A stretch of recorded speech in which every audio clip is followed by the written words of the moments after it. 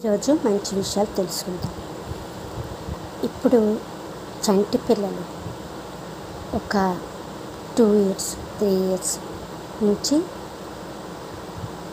వాళ్ళకి మాటలు నేర్పించేటప్పుడే భగవంతుడి నామాన్ని నేర్పించాలి. రోజు 3 సార్లు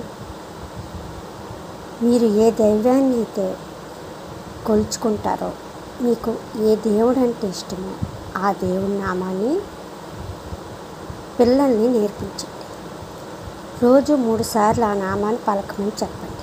అమ్మ, నాన్న, అక్క, చెల్లి, తమ్ముడు, అన్న అనే పిలుపు ఎలాగైతే మనం నేర్పిస్తామో అలాగే ఈ నామాన్ని వెంకటేశ్వర, విఘ్నేశ్వర, బ్రహ్మ, మనకి లక్ష్మి, అలాగే ఇంకా దుర్గాదేవి నామం, సరస్వతి నామం, ఇలాగా మీకు ఏ నామం పలకాలనిపిస్తుందో, ఏ నామం రోజు మీరు కూడా దేవుని ప్రార్థిస్తారో ఆ నామాన్ని వచ్చి రాని మాటలు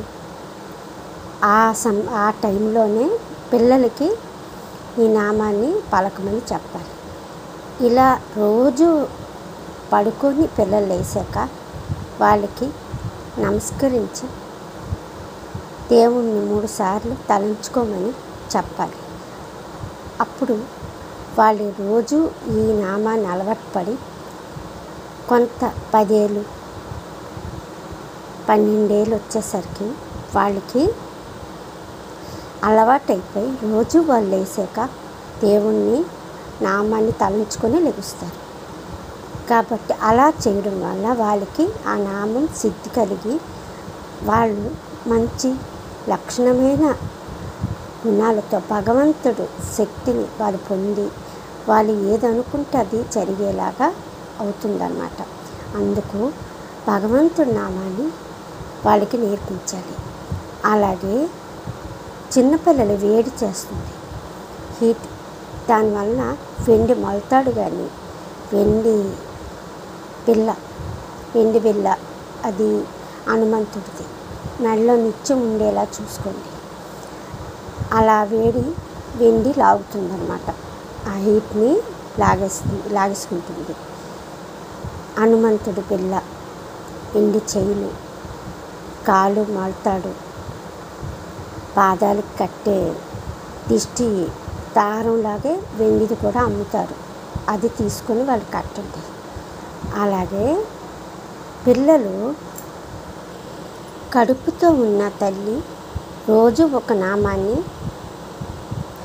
లోపల ఉన్న పిల్లలకి చెప్తే వాళ్ళు వింటారు. బయటకు వచ్చాక మాటలు నేర్పించే టైంలోని మీరు ఈ నామాన్ని చెప్తే చాలా చాలా చాలా మంచిది. అందుకు భగవంతుడు చాలా గొప్పవాడు, మనల్ని నడిపించేవాడే దేవుడు. కాబట్టి ఆ నామాన్ని మనం తలంచుకుంటే చెప్పిస్తే చాలా మంచిది. ఎలాంటి ఆపదలైనా రక్షించేవాడు భగవంతుడు. ఆయన తలంచుకుంటే ఎలాంటి కష్టమైనా అంతే తీరిపోతుంది. కాబట్టి భగవంతుడిని రోజు పూజించాలి, నిత్యం భగవంతుడికి తలంచుకోవాలి. నిత్యం పూజ. మనం పూజ గదికి వెళ్ళి దీపం వెలిగించి భగవంతుడు నమస్కరించి నామాన్ని జపిస్తే చాలు, అది కూడా చాలా గొప్పదే. పిల్లలకి రోజు విభూది బొట్టు కానీ, హనుమంతుడి బొట్టు కానీ, లక్ష్మీదేవి కుంకుమ కానీ ఇలా రోజు వాళ్ళకే పెట్టుకోమని చెప్పాలి. మరీ చిన్న పిల్లలైతే వాళ్ళు పెట్టుకోలేరు కాబట్టి మీరు కొంచెం రోజు వాటర్ వేసి దాన్ని కలపండి. నెయ్యి వేసి పొట్టుని కలపండి, లేదా కొబ్బరి నూనె వేసి పొట్టుని కలపండి. ఇలా కలిపిన పొట్టు పిల్లలు పెట్టండి, కంటి మీద పడదు. ఆ బొట్టు కూడా స్థిరంగా ఉంటుంది. కాబట్టి పిల్లల్ని మనం చిన్నప్పటి నుంచే వాళ్ళకి మంచి లక్షణాలని నేర్పిస్తే వాళ్ళు అంత మంచి గొప్పవాళ్ళుగా ఎదుగుతారు. కాబట్టి వాళ్ళకి విద్య అన్ని జ్ఞానాలు వాళ్ళకి వస్తాయి. విద్య కూడా చాలా చక్కగా వస్తుంది. కాబట్టి ఈరోజు ఈ మంచి విషయాలు మీకు తెలియజేశాను. మరిన్ని మంచి విషయాలతో నేను ముందుకు వస్తాను.